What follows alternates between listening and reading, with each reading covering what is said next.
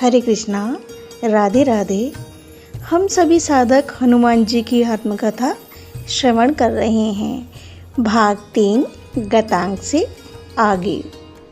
आपने सूर्य को फल समझकर खा लिया था बचपन में, ये पूछते हुए भरत जी खूब हंसे थे। आपने ऐसा क्यों किया? हाँ भरत भैया, ये सही बात है। मैं उपदेवता जाति का था, भगवान रुद्र की शक्ति से संपन्न था ही।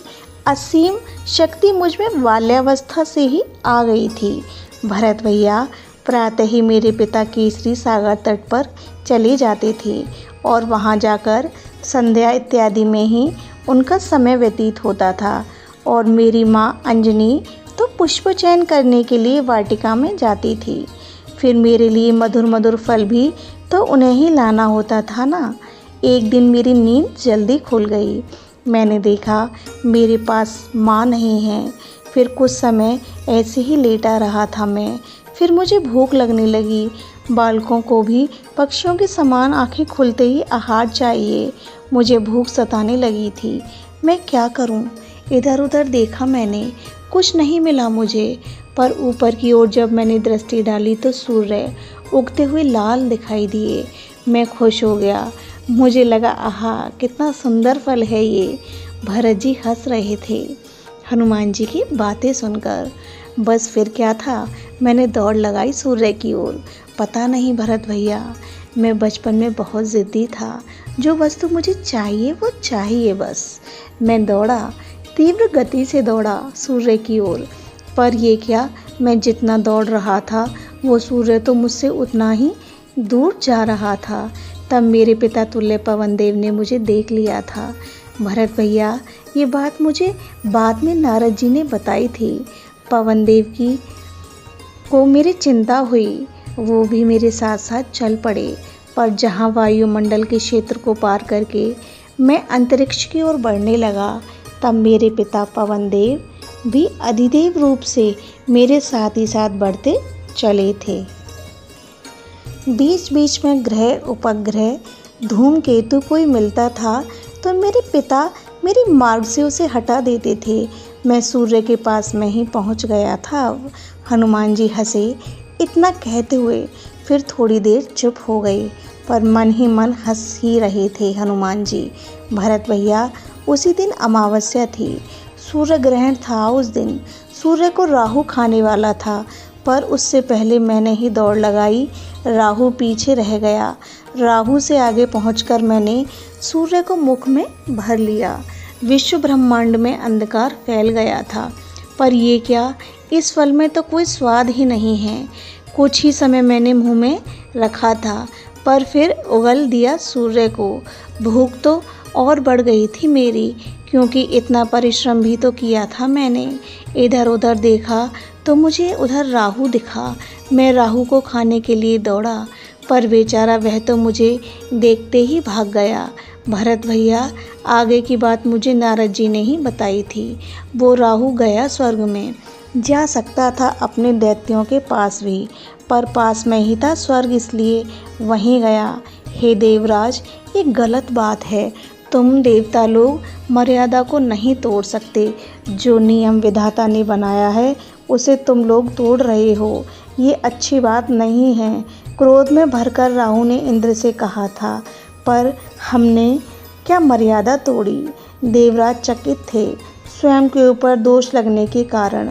अमावस्या के दिन और पूर्णिमा के दिन ही तो मुझे आहार मिलता है। सूर्य और चंद्रमा को ग्रसने पर ये क्या किया तुम देवों ने? अमावस्या भी आज मैं सूर्य को ग्रसने जा रहा था कि तुमने दूसरे किसी को भेज दिया और मेरे स्थान पर उसने सूर्य को मुख में रख लिया। इतने पर शांत नहीं हुआ राहु। क्रोध में भरकर और बोले जा रहा था। फिर मुझे ही खाने के लिए दौड़ पड़ा वह। अब तुम देव लोगों से सब करोगे। हमने कुछ नहीं किया है राहु। चलो मेरे साथ, कौन है वह, मैं देखता हूँ उसे। भरत भैया, भूख से व्याकुल व्यक्ति क्या नहीं करता।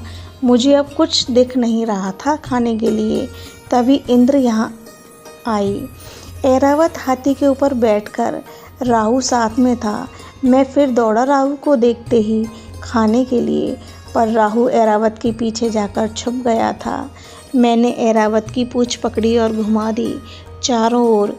इंद्र को क्रोध आया और उसने अपना वज्र उठाकर मेरी ठोड़ी में मार दिया। ओह, फिर क्या हुआ?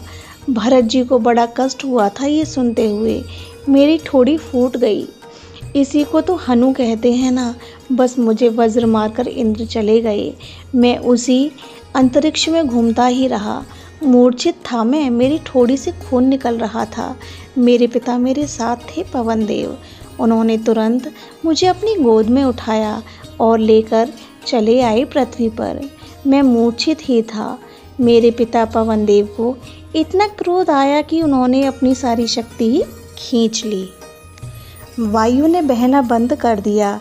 त्राही त्राही मच गई थी संपूर्ण ब्रह्मांड में। देवों को भी तो वायु चाहिए। इंद्र दौड़े दौड़े आए, साथ में समस्त देव भी आए थे। इंद्र ने आकर सबसे पहले आकाश गंगा का जल मेरे ऊपर छीटा। हनुमान उठो हनुमान। मैंने आंखें खोली तो मेरे सामने खड़े थे ब्रह्मा, उनके पीछे थे इंद्र। क्षमा कर दो रुद्रावतार, इन देवराज को क्षमा कर दो। मेरे पिता पवन देव ने इशारे में कहा, सृष्टा ब्रह्मा के चरण स्पर्श करो। मैं झुका उनके चरणों में। तब उन्होंने मुझे उठा लिया था और बड़े प्रेम से बोले, हनुमान तुम्हारा नाम होगा हनुमान। मैं ब्रह्मा की गोद में बैठा था। अब क्या चाहते हो, मांगो क्या चाहते हो। विधाता ने कहा, श्री राघवेंद्र के चरणों में अविचल शक्ति।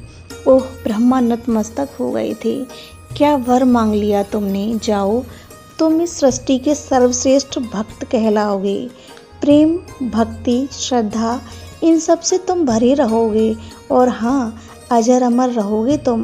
भरत भैया फिर मुझसे बोले, विधाता ब्रह्मा अब तुम देवराज इंद्र को क्षमा कर दो।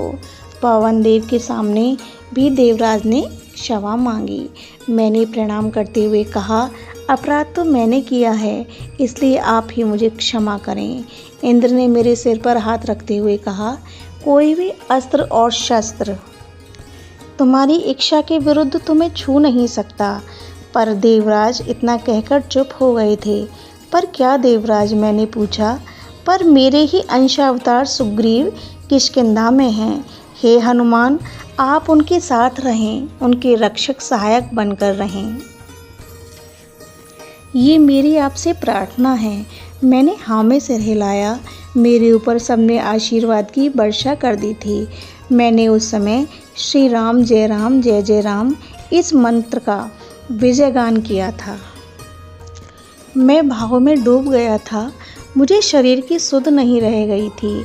भाव जगत में चला गया था। तभी ऊपर से भगवान शंकर उतरे और मेरे शरीर में प्रवेश कर गए।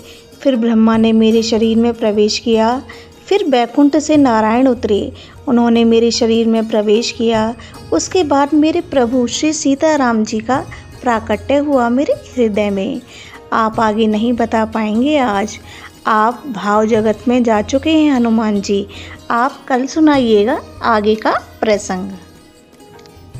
यह प्रसंग अब यहीं विश्राम लेता है। हरे कृष्णा, राधे राधे।